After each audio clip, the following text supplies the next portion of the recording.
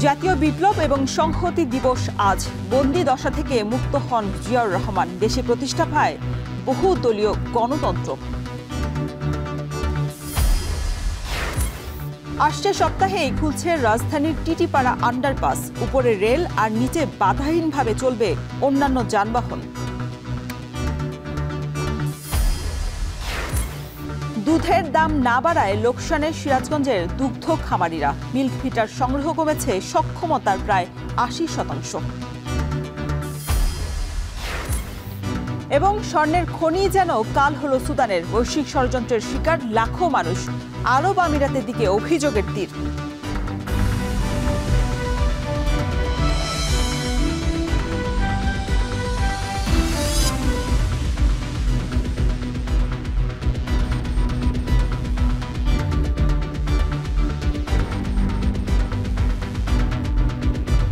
স্বাগত এখন বাজারে, সঙ্গে আছি আমি শরীফ রওশন।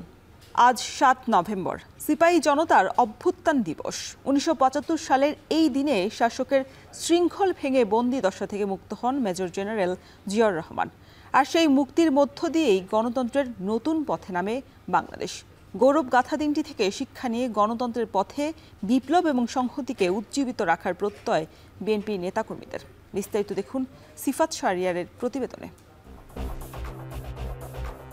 ৭৪-এর দুর্ভিক্ষ, ১৫ আগস্ট পরবর্তী অনিশ্চিত গন্তব্য, রক্ষী বাহিনীর দমন পীড়ন ও ৩ নভেম্বরের অভ্যুত্থান পরবর্তী এদেশের এক অনিবার্য বাস্তবতা ৭ নভেম্বর ১৯৭৫। স্বাধীনতা পরবর্তী সিপাহী জনতার প্রথম অলিখিত ঐক্য, মিলিত প্রচেষ্টায় বন্দিদশা থেকে মুক্ত হন জিয়াউর রহমান। যে ধারায় স্বাধীন বাংলাদেশে প্রতিষ্ঠা পায় বহুদলীয় গণতন্ত্র ও জন্ম হয় বিএনপির। শহীদ প্রেসিডেন্ট জিয়াউর রহমান যে ছিল মানুষের আশার ভরসার স্থল, সেই জিয়াউর রহমানকে বন্দি করা হয়েছিল মানুষ, সিপাহী জনতা একসাথে দিয়ে তাকে বন্দিশালা থেকে মুক্তি করে তাকে নিয়ে ঘাড়ে, আমরা তো দেখেছি, এটা তো আমরা তো দেখার মানুষ, তো আমরা তো ঘাড়ে করে নিয়ে তারা আনন্দ করেছে। সিপাহী জনতার এই বিপ্লবের মাধ্যমে নিশ্চিত গৃহযুদ্ধ থেকে মুক্তি মেলে বলে মত বিএনপির এই দুই শীর্ষ নেতার। সিপাহী জনতাদের মিলিত প্রচেষ্টার ফলে দেশে একটি ভালো সরকার আসে এবং জিয়াউর রহমান অত্যন্ত সততা এবং দেশপ্রেমের সাথে দেশ পরিচালনা করে জনগণের প্রশংসার দাবিদার হন। জিয়াউর রহমানের শক্ত নেতৃত্ব এবং মানুষের আস্থা জিয়াউর রহমানের উপরে সব মিলে ৭ই নভেম্বর হচ্ছে একটা মাইলস্টোন। ৭ই নভেম্বর না হলে, আর জিয়ার উত্থান না হলে হয়তো বাংলাদেশে অন্যরকম একটা বাংলাদেশ দেখতাম আমরা, হয়তো একটা গৃহযুদ্ধওয়ালা বাংলাদেশ দেখতাম আমরা। প্রবীণ এই রাজনীতিবিদ মনে করেন, সে সময়ের চলমান পরিস্থিতি নিয়ন্ত্রণ ও সেনাবাহিনীকে শৃঙ্খলায় ফেরাতে জিয়াউর রহমানই ছিল ভরসা। ৭ই নভেম্বর সেনাবাহিনীতে কিছু বিশৃঙ্খলা হয়। ১৪ জন নিরীহ অফিসারকে সৈনিকেরা হত্যা করে কর্নেল তাহেরের এবং জাসদের নির্দেশে। এই সিচুয়েশনে জেনারেল জিয়াই সেদিন সেনাবাহিনীকে আবার শৃঙ্খলার মধ্যে নিয়ে আসতে পারেন। অন্য কারো পক্ষে এই উচ্ছৃঙ্খল সৈনিকদেরকে নিয়ন্ত্রণ করা সম্ভব ছিল না। বহুদলীয় গণতন্ত্র চর্চার মধ্য দিয়ে এই বিপ্লব ও সংহতিকে উজ্জীবিত রাখার আহ্বান রাজনৈতিক বিশ্লেষকদের। খাদ্য উৎপাদন দ্বিগুণ করতে হবে। সিফাত শাহরিয়ার, এখন, ঢাকা। আসছে সপ্তাহেই খুলে দেওয়া হবে টিটিপাড়া আন্ডারপাস। প্রায় ২ বছরের চরম দুর্ভোগ আর ট্রেন এলেই রেল ক্রসিংয়ের ঘণ্টার পর ঘণ্টার সময় নষ্টের এবার অবসান হতে যাচ্ছে। যদিও কমলাপুরমুখী রাস্তার উপর মেট্রো রেলের স্টেশন নির্মাণের কাজ চলমান থাকায় এই আন্ডারপাসের পুরোপুরি সফল এখনই মিলবে না। বিস্তারিত দেখুন গালিব ইবনে রিয়াজের প্রতিবেদনে। এক পাশে অতীশ দীপঙ্কর সড়ক আর আরেক পাশে কমলাপুর আউটার সার্কুলার রোড, মাঝে টিটিপাড়ার এই লেভেল ক্রসিং, যা দুই পাশে চলাচলকারী মানুষের কাছে দুর্ভোগের আরেক নাম। অফিস, স্কুল কিংবা শহরের এক প্রান্ত থেকে আরেক প্রান্তে যেতে লাখ লাখ মানুষ ব্যবহার করে এই সড়ক। এই দুর্ভোগ লাঘবে তৈরি করা হয়েছে টিটিপাড়া আন্ডারপাস। পদ্মা সেতু রেল সংযোগ প্রকল্পের আওতায় ২ বছরের কর্মযজ্ঞের শেষে এখন এই আন্ডারপাস উদ্বোধনের অপেক্ষায়। নিচ দিয়ে ৬ লেনের রাস্তার মধ্যে ৪ লেনে চলবে যান্ত্রিক যানবাহন। 5 মিটার উচ্চতার গাড়ি নির্বিঘ্নে চলাচল করতে পারবে আন্ডারপাস দিয়ে। আর দুই পাশে রিক্সা সাইকেলের আলাদা লেনের পাশাপাশি পথচারীদের জন্য রাখা হয়েছে ফুটপাত। প্যাডেল চালিত যানবাহনকে যেন বেশি ঢালুতে নামতে না হয় তার জন্য দুই পাশের লেনকে মাঝের 4 লেনের থেকে উঁচু করা হয়েছে। এখন উপরে রেল আর নিচে অন্যান্য যানবাহন বাধাহীন চলাচল করবে। রোড মার্কিং, মাঝের ডিভাইডারে ফুলের গাছ, সড়কের দুই পাশে ল্যাম্পপোস্ট সবকিছু মিলিয়ে আন্ডারপাসের সৌন্দর্য এখন দৃশ্যমান। তবে এর পেছনে এই এলাকার মানুষের দীর্ঘদিনের সীমাহীন কষ্টের গল্পও আছে। বিকল্প রাস্তা না থাকার কারণে রাস্তা বন্ধ করে তৈরি করতে হয়েছে আন্ডারপাসটি, যার কারণে দীর্ঘ পথ ঘুরে চলাচল করতে হয়েছে পথচারী ও যানবাহনগুলোকে। নষ্ট হয়েছে মূল্যবান কর্মঘণ্টা। টিটিপাড়ার রাস্তাটা বন্ধের কারণে আমাদের যে কষ্ট, মনে হয় যে খিলগাঁও দিয়ে মানিকনগর দিয়ে ঘুরে যায়, যাইতে মনে হয় কমসে কম 2.5 ঘন্টা 3 ঘন্টা সময় লাগে। কাজ করাকালীন রাস্তাটা বন্ধ করে দিচ্ছে, এখানে যাইতেই দেয় নাই। ওই পাশ দিয়ে ঘুরে যাইতে হয়েছে, কিংবা ওই স্টেশন দিয়ে ঘুরে যাইতে হয়েছে। রাস্তা পুরো জ্যাম থাকে সবসময়, অনেক কষ্ট। এখন এই যে আন্ডারপাসটা হয়েছে তো ভালোই লাগতেছে। অবশ্য নিজেদের সীমাবদ্ধতার কথা স্বীকার করে দুর্ভোগের জন্য দুঃখ প্রকাশ করলেন প্রকল্প ব্যবস্থাপক। জানালেন প্রকল্প বাস্তবায়ন করতে গিয়ে চ্যালেঞ্জের কথা। আমাদের এটার ক্ষেত্রে যেটা সমস্যা যেটা ছিল সেটা হচ্ছে স্পেস লিমিটেশনস। আমার ঠিক ডান পাশে আইসিটি অবস্থিত, কমলাপুর আইসিটি। এই আইসিটি কর্তৃপক্ষ তাদের একটা বেশ কিছু অংশ এই আন্ডারপাসের নির্মাণের জন্য তারা ছেড়ে দিয়েছিল, কিন্তু এর থেকে বেশি আর আমরা এখানে উন্মুক্ত করতে পারি নাই। ফলে এখানে যে একটা বাইপাস নির্মাণ করাটা মোটেও সম্ভবপর ছিল না। আরও একটা প্রতিবন্ধকতা হচ্ছে যে এটা ডেপথ অফ এক্সকাভেশন অনেক বেশি। সো এখানে যদি আমাদের ছোট আকারেও যদি আমরা কোনো একটা বাইপাস রোডের ব্যবস্থা করি, সেটা জনসাধারণের জন্য সেটা রিস্কি হয়ে দাঁড়াতো। মূল সড়ক থেকে 11 মিটার নিচ দিয়ে আন্ডারপাস তৈরি করায় ভরা বর্ষায় যেন পানি না জমে তার জন্য আছে আধুনিক নিষ্কাশন ব্যবস্থা। টিটিপাড়া আন্ডারপাসের জন্য একটি আলাদা রেইন ওয়াটার পাম্প ওয়েল করা হয়েছে, যেখানে আমার আন্ডারপাসের সকল পানি তার নিজস্ব গ্রেডিয়েন্টের মাধ্যমে ওই পাম্প ওয়েলে যাবে এবং সেখানে আমার 75 কিলো ওয়ার্ডে আলাদা 4টি পাম্প রয়েছে, যেটা তার স্বয়ংক্রিয়ভাবে লেভেল অনুসারে পানি পাম্প করে পার্শ্ববর্তী একটি সিটি কর্পোরেশনের ক্যানেলে আছে, সেখানে এই পানিগুলোকে পৌঁছায় দেবে।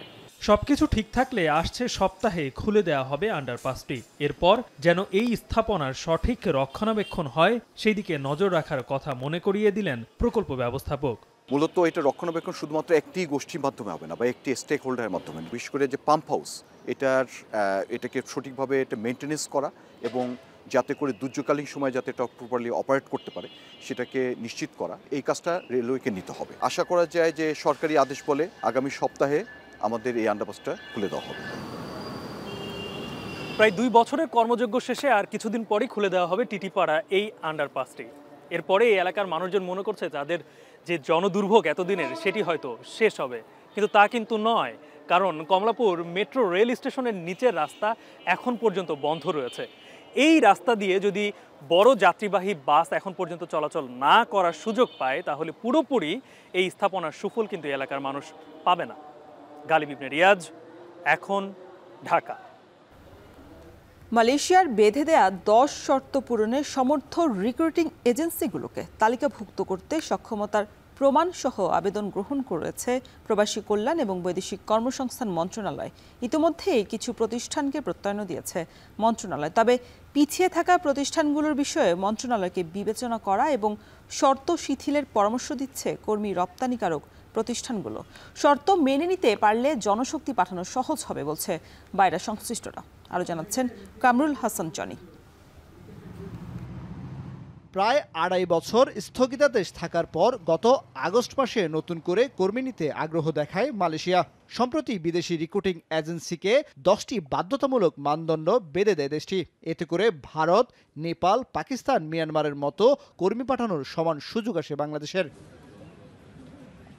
অভিন্ন মানদণ্ডে নিজেদের প্রমাণ করতে প্রবাসী কল্যাণ ও বৈদেশিক কর্মসংস্থান মন্ত্রণালয়ের ঘোষণা অনুযায়ী আবেদন শুরু করে বৈধ লাইসেন্সধারী রিক্রুটিং এজেন্টরা। ইতোমধ্যে প্রায় 350 থেকে 400 আবেদন জমা পড়েছে। শুক্রবার শেষ হচ্ছে এই আবেদনের সময়। কিছু এজেন্সি গুড কন্ট্যাক্ট সার্টিফিকেটও পেয়েছে।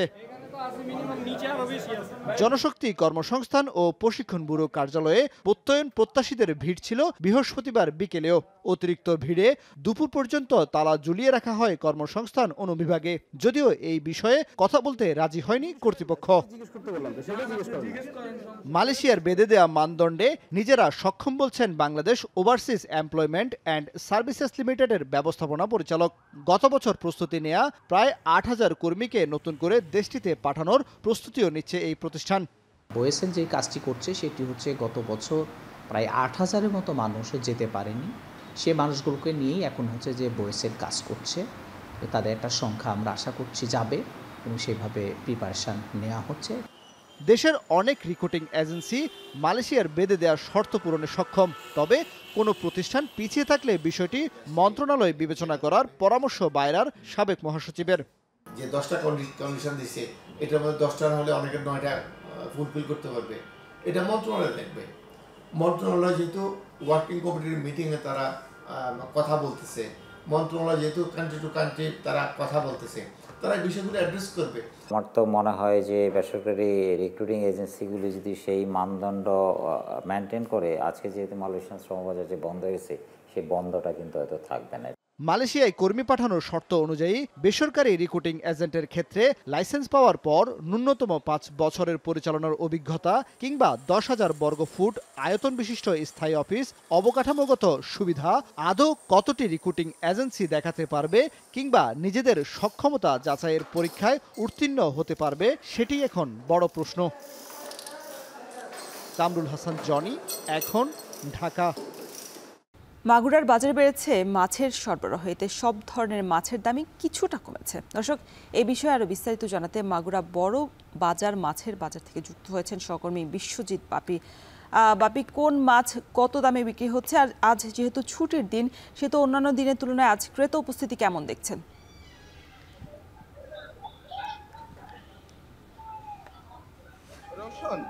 সকাল থেকেই মাগুরায় এই বাজারটিতে কিন্তু মাছ বেচা কেনা হচ্ছে এবং যে প্রতিদিনের তুলনায় আজকে ছুটির দিন হওয়া সত্ত্বেও যে পরিমাণ মাছ এসেছে সেভাবে ক্রেতা কিন্তু এখনো আসেনি এবং মাছের সরবরাহ বেশি থাকায় প্রতিটি মাছের দামই কিন্তু বেশ কমে বিক্রি হচ্ছে। আমরা ব্যবসায়ীদের সাথে কথা বলেছি, তারা যেটা জানিয়েছে মাগুরায় পর্যাপ্ত নদী নালা এবং খাল বিল রয়েছে, যেখানে পর্যাপ্ত মাছ ধরা পড়ছে এবং এই মাছ ধরা পড়ার কারণে কিন্তু মাছের সরবরাহ বাজারে বেশি হয়েছে, যার কারণে মাছের দাম বেশ কিছুটা কম রয়েছে। তবে যে ব্যবসায়ীরা অভিযোগ জানিয়েছে যে বর্তমান খাল বিল নদী নালায় যে পরিমাণ কারেন্ট জাল, এই কারেন্ট জাল যেভাবে বৃষ্টিতে ঘটেছে, কারেন্ট জাল দিয়ে যেভাবে মাছ ধরা হচ্ছে, আগামীতে হয়তো এই মাছের কিন্তু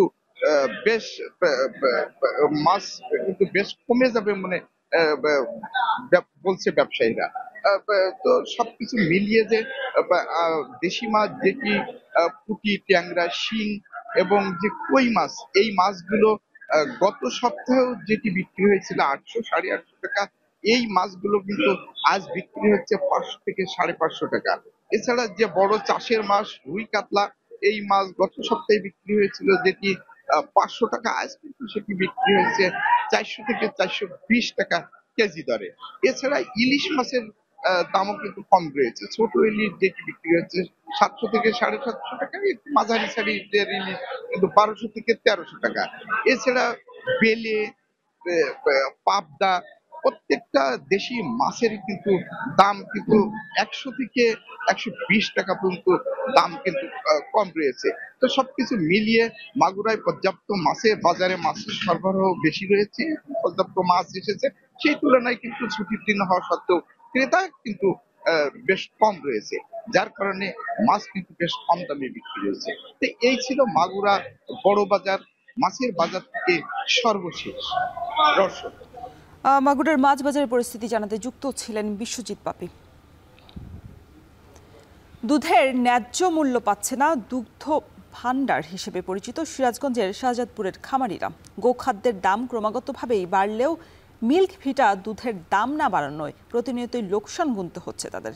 দুধের এই ন্যায্য মূল্য নিশ্চিত না করায় মিল্ক ভিটা থেকে মুখ ফিরিয়ে নিচ্ছেন অধিকাংশ সমবায় খামারিরাও। এতে দুগ্ধ পণ্য উৎপাদনকারী প্রতিষ্ঠান মিল্ক ভিটার দুধ সংগ্রহ কমেছে সক্ষমতার ৮০%।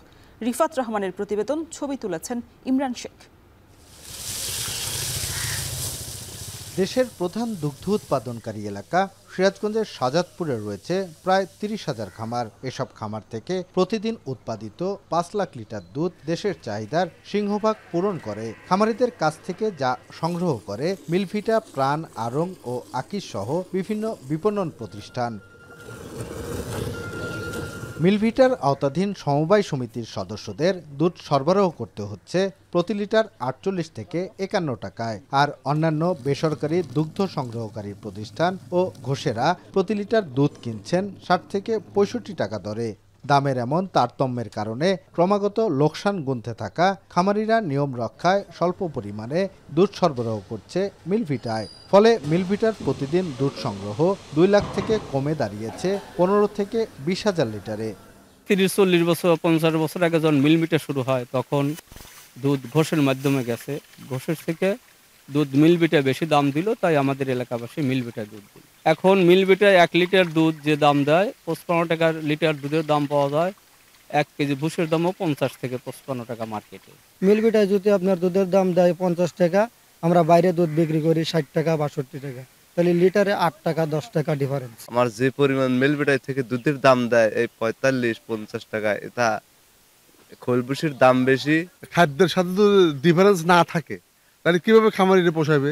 ৬০ টাকা দুধের দাম চেয়ে বারবার মিলভিটায় তাগাদা দিয়েছি এবং মিলভিটায় বর্তমানে ৩ মাস ধরে কমিটি নাই এবং সমবায় দ্বারা কমিটি পরিচালিত না হওয়ার জন্য আমাদের কথা কেউ শোনে না। তবে মিলভিটা কর্তৃপক্ষ বলছে মিলভিটা পরিচালনা কমিটি না থাকায় দুধের দাম বৃদ্ধির বিষয়ে সিদ্ধান্ত নিতে পারছেন না তারা। আগস্টের ২ তারিখে আমাদের কমিটির মেয়াদ চলে গেছে, তারপরে কিন্তু এই যে দীর্ঘদিন এই পর্যন্ত আমাদের ম্যানেজিং কমিটি নাই, আমাদের চেয়ারম্যান নাই, ডাইরেক্টর নাই, ভাইস চেয়ারম্যান কেউ নাই। সুতরাং সিদ্ধান্ত নিবে এটা কেটে, আমরা তো এখন গার্জিয়ান ছাড়া অবস্থায় আছি। বাঘাবাড়ির এই মিলভিটার আওতাধীন ৫৫০ সমবায় সমিতির সদস্য রয়েছে অন্তত ২৫,০০০, আর এই শিল্পের সাথে প্রত্যক্ষ ও পরোক্ষভাবে জড়িত রয়েছে কয়েক লাখ মানুষ। এই অঞ্চলের দুগ্ধ শিল্পকে রক্ষায় কার্যকর উদ্যোগ গ্রহণের দাবি সমবায় খামারিদের। রিফাত রহমান, এখন সিরাজগঞ্জ। সম্পর্কে তারা আপন ভাই বোন, অথচ রাজনীতির মাঠে কেউ কাউকে বিন্দুমাত্র ছাড় দিচ্ছেন না। ছোট বোন ফারজানা শারমিন পুতুল নাটোর ১ আসনে বিএনপির দলীয় মনোনয়ন পাওয়ায় তা বাতিলে মহাসড়কে বিক্ষোভ সমাবেশ করছে তারই আপন বড় ভাই ইয়াসির আরশাদ রাজনের সমর্থকরা। দুই ভাই বোনের রাজনীতির মাঠের যুদ্ধ তুলে ধরেছেন মাহবুব হোসেন। এ হাসি আপন ভাই বোনের, শৈশবের কত মধুর স্মৃতি তাদের। তবে এই সম্পর্কে এখন বাধা হয়ে দাঁড়িয়েছে রাজনীতির দেওয়াল। নাটোর ১ আসনে বিএনপির রাজনীতির অন্যতম চরিত্র ছিলেন তাদের বাবা সাবেক প্রতিমন্ত্রী ফজলুর রহমান পটল। ২০১৬ সালে তার প্রয়াণের পর স্থানীয় বিএনপির হাল ধরেন তার ২ সন্তান, ছেলে ডাক্তার ইয়াসির আরশাদ রাজন ও মেয়ে ফারজানা শারমিন পুতুল। ৫ আগস্টের পর রাজনীতির মাঠে সক্রিয় হন রাজন ও পুতুল। সংসদ নির্বাচনে দলীয় মনোনয়নের জন্য মাঠে নামেন দু ভাই বোন। এর মাঝে গত ৩ নভেম্বর নাটোর ১ আসনে বিএনপির দলীয় মনোনয়ন পান ফারজানা শারমিন পুতুল। তবে তা মানতে পারছে না তার ভাই। তার মনোনয়ন বাতিলের পক্ষে চলে বিক্ষোভ।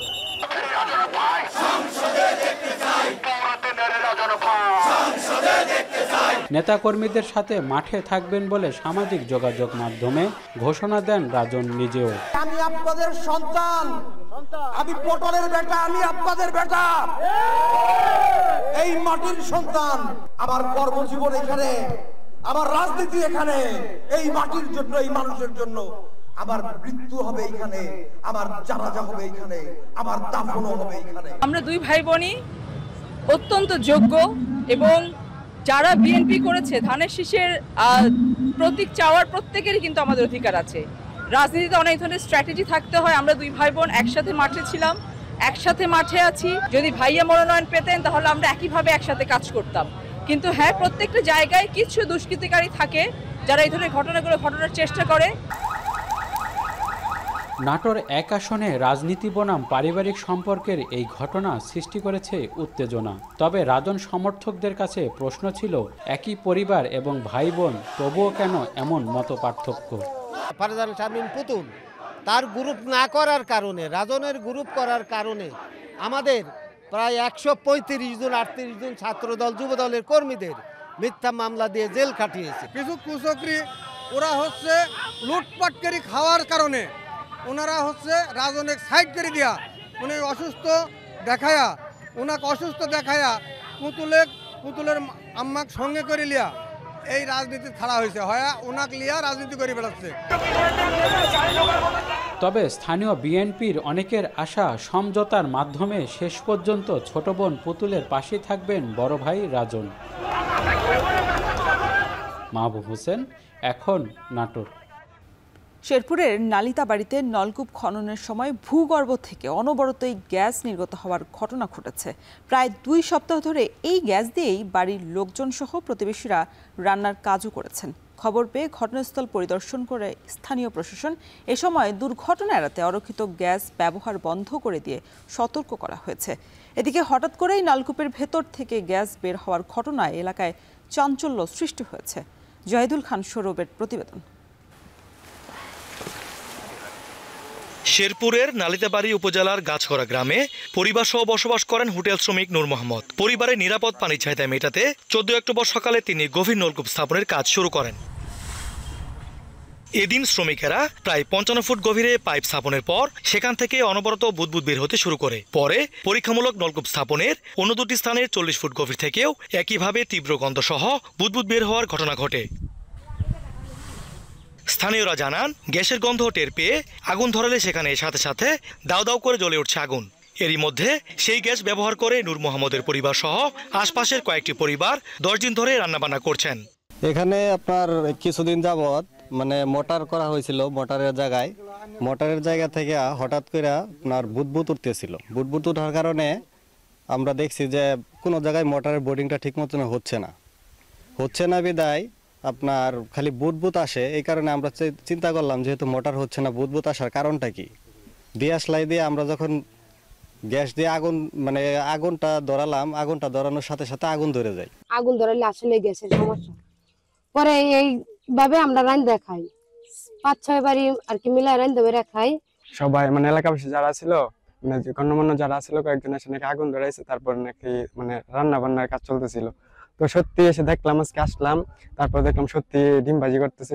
খবর পেয়ে ঘটনাস্থল পরিদর্শন করে উপজেলা প্রশাসনের নির্বাহী কর্মকর্তা বন্ধ করে দেন ঝুঁকিপূর্ণ গ্যাসের ব্যবহার।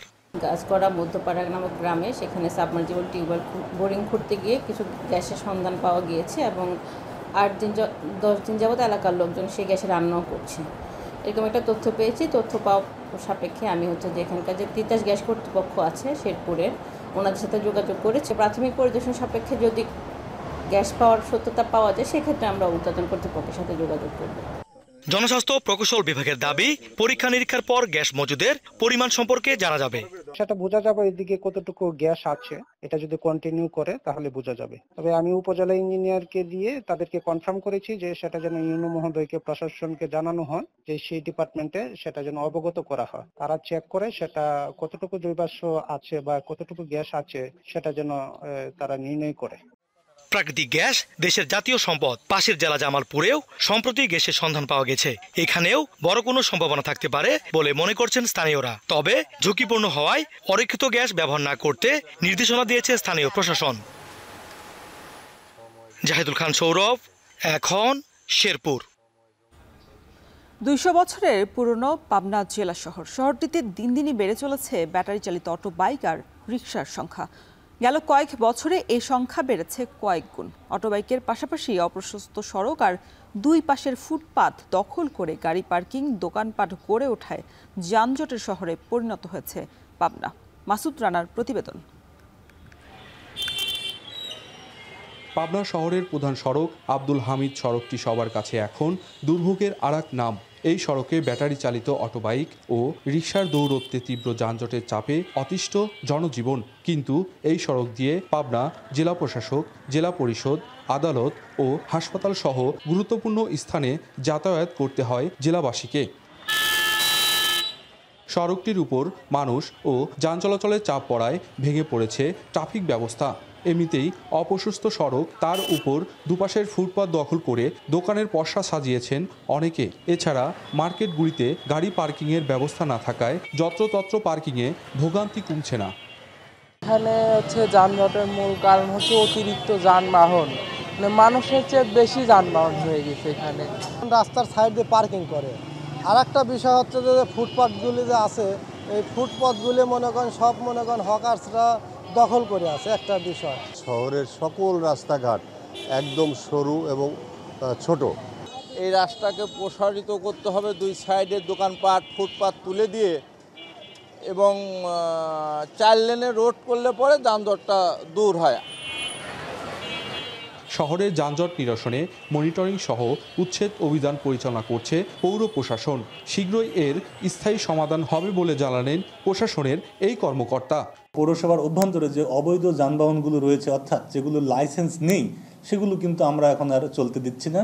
তাদের বিরুদ্ধে আমরা নিয়মিত অভিযান পরিচালনা করছি। এখানে ট্রাফিক ইন্সপেক্টর আমাদেরকে সহযোগিতা করছেন এবং জেলা প্রশাসক স্যার তার নির্বাহী ম্যাজিস্ট্রেট বৃন্দকে দিয়ে নিয়মিত মোবাইল কোর্ট পরিচালনা করছেন এ বিষয়ে। প্রাচীন এই শহরে 30 লাখ মানুষের বসবাস। প্রশাসনের কার্যকর পদক্ষেপের মাধ্যমে যানজট নিরসন হবে এমনটাই প্রত্যাশা পৌরবাসীর। মাসুদ রানা, এখন, পাবনা। এবার আন্তর্জাতিক। স্বর্ণের খনি কি তবে কাল হয়ে দাঁড়িয়েছে সুদানের লাখ লাখ মানুষের জন্য? দেশটির আধা সামরিক বাহিনীর কাছে থাকা বিপুল পরিমাণ সোনার খনির জন্য আন্তর্জাতিক ষড়যন্ত্রের শিকার সুদানের এই মানুষগুলো। আর এক্ষেত্রে অভিযোগের তীর সংযুক্ত আরব আমিরাতের দিকে। বাকিটা দেখুন জাহানারা ভুইয়ার প্রতিবেদনে। গাজা ও ইউক্রেন যুদ্ধ বন্ধে যখন বিশ্বব্যাপী মাতামাতি, তখন সবার চোখের আড়ালে নারকীয় হত্যাযজ্ঞ চলছে উত্তর পূর্ব আফ্রিকার দেশ সুদানে। গত 3 বছর ধরে দেশটির সেনাবাহিনীর সঙ্গে দেশটির আধা সামরিক বাহিনী র্যাপিড সাপোর্ট ফোর্স বা RSF এর ক্ষমতা দখলের লড়াইয়ে রণক্ষেত্র রাজধানী খার্তুম, দারফুর সহ কয়েকটি অঞ্চল, যার বলি হয়ে প্রাণ গেছে প্রায় 1.5 লাখ নিরীহ মানুষের, বাস্তুচ্যুত হয়েছে লাখ লাখ বাসিন্দা। ক্ষমতার দিক থেকে অসম এই দুই বাহিনীর লড়াইয়ের পেছনে কে বা কারা ইন্ধন যোগাচ্ছে তা এখন বড় প্রশ্ন হয়ে দাঁড়িয়েছে। বিশ্লেষকদের মতে দেশটির সেনাবাহিনী সুদানের স্বাধীনতা ও ঐক্য ধরে রাখতেই আধা সামরিক বাহিনীর বিরুদ্ধে যুদ্ধ করে যাচ্ছে। অপরদিকে বিদেশি ষড়যন্ত্রের সঙ্গে তাল মিলিয়ে ভিন্ন ভিন্ন লক্ষ্যে সেনাবাহিনীকে প্রতিহত করতে চাইছে আধা সামরিক বাহিনী। এরই মধ্যে RSF এর নেতারা সুদানের বেশিরভাগ সোনার খনির দখল নিয়েছে। এছাড়াও সুদানের আকর্ষণীয় সব বাণিজ্যিক পণ্য তাদের অধীনে। 2024 সালের হিসেব অনুযায়ী RSF এর কাছে 10 টন সোনার মজুত রয়েছে। সুদানের সঙ্গ শহরে যেখানে গোল্ড রিফাইন করা হয় তাও রয়েছে বিদ্রোহী এই গোষ্ঠীটির অধীনে। এদিকে স্বর্ণের শহর দুবাইয়ের বেশিরভাগ শোনা যায় আফ্রিকার বিভিন্ন দেশ থেকে। মূলত RSF এর অধীনে থাকা বিপুল স্বর্ণের খনির জন্যই সংযুক্ত আরব আমিরাত তাদেরকে অস্ত্র গোলাবারুদ সহ আর্থিক যোগান দিচ্ছে বলে অভিযোগ রয়েছে, যার মধ্যে রয়েছে আর্টিলারি শেল ও বিভিন্ন ধরনের ড্রোন, যেগুলো সাম্প্রতিক সময়ে হামলায় ব্যবহার করছে বিদ্রোহী গোষ্ঠীটি। এর বিনিময়ে সুদানকে নিজেদের কবজায় রাখতে চায় মধ্যপ্রাচ্যের দেশটি, যদিও পুরোপুরি বিষয়টি অস্বীকার করে আসছে আবুধাবি। অপরদিকে মিশর, তুরস্ক ও ইরানের বিরুদ্ধে নিজ নিজ স্বার্থে সুদানের সেনাবাহিনীকে মদদ দেওয়ার অভিযোগ রয়েছে। ইনস্টিটিউট অফ ওয়ারের তথ্য মতে সুদানের সীমান্তবর্তী মিশর লাখ লাখ শরণার্থীকে আবারও নিজ দেশে ফেরত পাঠাতে চায়। এই কারণেই সুদানের আন্তর্জাতিকভাবে স্বীকৃত সরকারের সেনা সদস্যদের সমরাস্ত্র সরবরাহের পাশাপাশি প্রশিক্ষণ দিচ্ছে কায়রো। জাহানারা ভুঁইয়া, এখন, বিশ্ব। যুদ্ধ থামানো, বাণিজ্য চুক্তিতে স্বাক্ষর, মার্কিন পণ্যের ন্যায্য আমদানি শুল্ক আদায়, এত কিছুর পরেও দ্রব্যমূল্যের ঊর্ধ্বগতি কমানোর ম্যান্ডেট পূরণ করতে পারছেন না ডোনাল্ড ট্রাম্প। গ্যাসোলিন থেকে গ্রোসারি পণ্য, বিদ্যুৎ থেকে নতুন গাড়ি, ট্রাম্পের দ্বিতীয় মেয়াদের প্রথম 10 মাসে প্রায় সব কিছুরই দাম বেশ চড়া। হাতে গোনা কয়েকটি পণ্য ছাড়া কমেনি কোনো নিত্য প্রয়োজনীয় পণ্যের দামই। বাকিটা দেখুন সতীর্থ কর্মকারের প্রতিবেদনে। দ্বিতীয় মেয়াদে ক্ষমতায় আসার আগে ডোনাল্ড ট্রাম্পের নির্বাচনী প্রতিশ্রুতির কেন্দ্র ছিল নিত্য প্রয়োজনীয় পণ্যের দাম কমানো। বুথ ফেরত জরিপেও দেখা গেছে 2024-এর নির্বাচনে ডেমোক্র্যাট প্রার্থী কামালা হ্যারিসের পরাজয়ের বড় কারণ দ্রব্যমূল্যের ঊর্ধ্বগতি নিয়ন্ত্রণে বাইডেন প্রশাসনের ব্যর্থতা। সোজা কথায় নিত্যপণ্য কিনতে নাকাল ভোটাররা নীল শিবিরের প্রতি আস্থা হারিয়ে ফেলেছিলেন বলেই ট্রাম্পের জয় সহজ হয়। প্রায় 1 বছর হতে চলল ডোনাল্ড ট্রাম্প শপথ নিয়েছেন। কতখানি নিয়ন্ত্রণে আনতে পেরেছেন নিত্যপণ্যের দামের ঊর্ধ্বগতি, সেই প্রশ্নের উত্তর খুঁজেছে ব্রিটিশ গণমাধ্যম বিবিসি। কাগজে কলমে ট্রাম্প ক্ষমতায় বসেন 20 জানুয়ারি। 2024-এর সেপ্টেম্বর থেকে চলতি সেপ্টেম্বর পর্যন্ত যুক্তরাষ্ট্রে গ্রোসারি পণ্যের দাম বেড়েছে গড়ে 2.7%। যদিও এই 12 মাসের প্রথম 4 মাস প্রেসিডেন্টের দায়িত্ব ছিল বাইডেনের, আর পরবর্তী 8 মাসের দায় ট্রাম্পের। চলতি বছরের এপ্রিলে গ্রোসারি পণ্যে রেকর্ড মূল্যহ্রাসের ঘটনা ছাড়া প্রতি মাসেই লাফিয়ে লাফিয়ে বাড়ছে নিত্যপণ্যের দাম। আর এ তালিকার শীর্ষে আছে কফি, গরুর মাংস এবং কলা।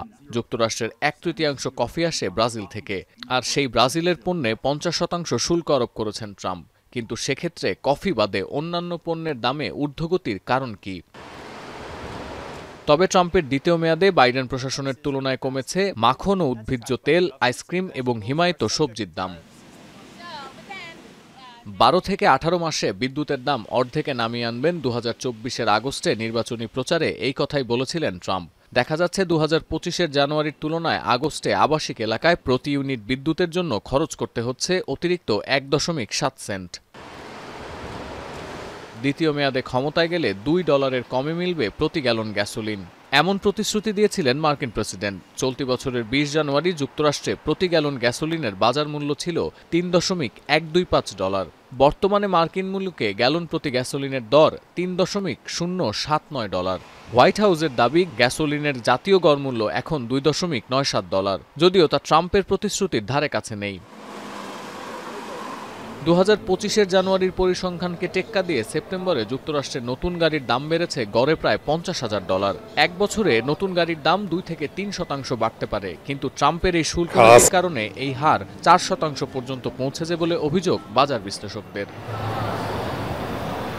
সতীর্থ কর্মকার, এখন বিশ্ব। সিরিয়ার প্রেসিডেন্ট আহমেদ আল শারার উপর থেকে নিষেধাজ্ঞা তুলে নিয়েছে জাতিসংঘের নিরাপত্তা পরিষদ। তার যুক্তরাষ্ট্র সফরের আগে তুলে নেওয়া হলো এই নিষেধাজ্ঞা। বৃহস্পতিবার নিরাপত্তা পরিষদের বৈঠকে নিষেধাজ্ঞা প্রত্যাহারের প্রস্তাব পেশ করে যুক্তরাষ্ট্র। এতে 15 সদস্যের মধ্যে 14 সদস্য দেশই নিষেধাজ্ঞা তুলে নেওয়ার পক্ষে মত দেয়। একমাত্র দেশ হিসেবে ভোট দানে বিরত ছিল চীন। সিরিয়ার প্রেসিডেন্টের পাশাপাশি দেশটির স্বরাষ্ট্রমন্ত্রী আনাস খাত্তাবের ওপর থেকেও নিষেধাজ্ঞা প্রত্যাহার করা হয়। আসাদ বাহিনীর পতনের পর সিরিয়া নতুন যুগে প্রবেশ করছে বলেও মন্তব্য করেন মার্কিন প্রতিনিধি। আগামী 10 নভেম্বর হোয়াইট হাউসে মার্কিন প্রেসিডেন্ট ডোনাল্ড ট্রাম্পের সঙ্গে বৈঠক হওয়ার কথা রয়েছে আহমেদ আল শারার।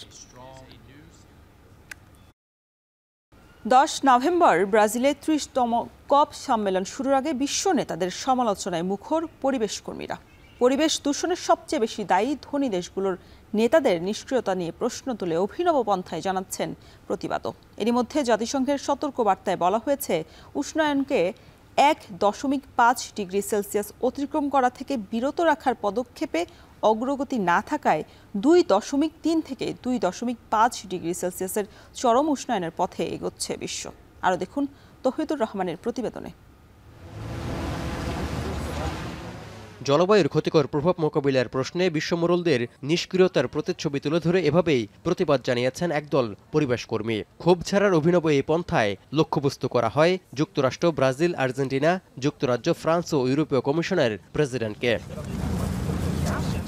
ব্রাজিলের বেলেম শহরে 10 নভেম্বর শুরু হতে যাওয়া জাতিসংঘের জলবায়ু সম্মেলন COP30 সামনে রেখে এই প্রতিবাদ তাদের, যেখানে পরিবেশ দূষণে দায়ী ধনী দেশগুলোকে ক্ষতিপূরণ দিতে বাধ্য করার জোর আহ্বান জানান জলবায়ু কর্মীরা।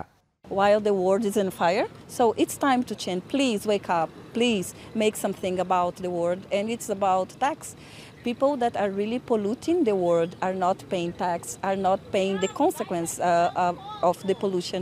So we are talking that it's time to wake up. It's time to make the rich polluters pay. 10 থেকে 21 নভেম্বর আমাজনের বুকে COP30 সম্মেলন ঘিরে বিশ্ব নেতাদের প্রস্তুতির শেষ সময়ে এসে এক ভয়াবহ সতর্কবার্তাও দিয়েছে জাতিসংঘ। 3 দশক ধরে বিশ্বব্যাপী আলোচনার পরেও উষ্ণায়নকে 1.5 ডিগ্রি সেলসিয়াস অতিক্রম করা থেকে বিরত রাখা যাচ্ছে না বলে সম্প্রতি হুঁশিয়ার করেছে সংস্থাটি। অথচ 1 দশক আগে হওয়া প্যারিস চুক্তির মূল লক্ষ্য ছিল এটি, যার কারণে বিশ্বে এখন 2.3 থেকে 2.5 ডিগ্রি সেলসিয়াসের চরম উষ্ণায়নের পথে রয়েছে বলে তথ্য তুলে ধরেছে জাতিসংঘ। এর জন্য কার্যত কোনো পদক্ষেপ না নেয়াকে দুষছেন অনেকেই। We are drowning on paperwork, drowning on reports, drowning on mandates that are only evaluated based on how many pages the document has versus how many lives that we're saving. So we need system reform. এমন পরিস্থিতিতে COP30 সম্মেলন শুরুর আগে নিজেদের মধ্যে জরুরি বৈঠক করেছে ইউরোপীয় ইউনিয়নের জলবায়ু মন্ত্রীরা, যেখানে 1990 সালের তুলনায় 2040 সালের মধ্যে গ্রিনহাউস গ্যাস নির্গমন 90% কমানোর লক্ষ্যে সম্মত হয় ইইউর দেশগুলো। Securing the living conditions of Europeans at present times but also in the future. A dream of a continent that will protect the competitiveness of its economy, and it is a dream of a continent that takes a leading role in this world in so many aspects, including the fight against climate change. 10 November জলবায়ু সম্মেলন শুরুর আগে Amazon অঞ্চলের Belém শহরে বৃহস্পতিবার শুরু রাজনৈতিক দিক নির্দেশনা নির্ধারণের বৈঠক হবে শুক্রবারও। আমাজনের বুকে আয়োজিত 30তম COP সম্মেলনকে বলা হচ্ছে COP অফ ট্রুথ বা সত্যের সম্মেলন, যেখানে বিশ্বের প্রায় 200 দেশের প্রতিনিধি, বিশেষজ্ঞ, বিজ্ঞানী ও পরিবেশ কর্মীরা অংশ নিচ্ছেন। তৌহিদুর রহমান, এখন বিশ্ব। এবার খেলা প্রসঙ্গ।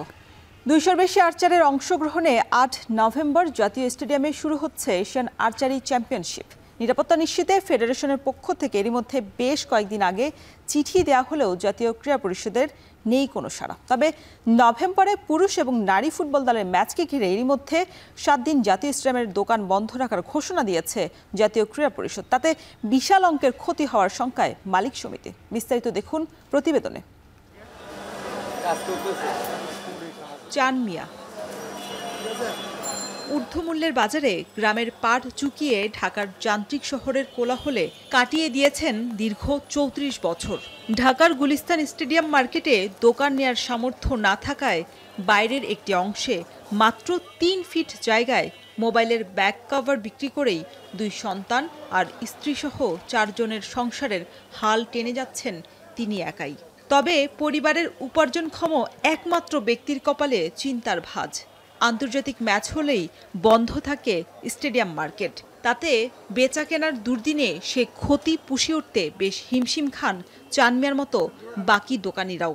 আগে যেমন খেলাধুলা হইলে বন্ধ হচ্ছে, এখন বর্তমানে তো আর কারো দায়িত্ব নাই, এলিগা মনে করেন বন্ধ থাকে। আগে তো একটা দায়িত্ব ছিল, তাই মনে করি স্টেডিয়াম খেলাধুলা হইলে বন্ধ করতে যাদের খেলা আরম্ভ হয়েছে দোকানপাট খুলে দিচ্ছে। বড়বড়া কাছে বলে তখন তো আরও সমস্যা হয়ে যায়, পোলাবানি স্কুলের বেতন, তারপরে যে বাজার, এগুলো অনেক চাপ করে যায়।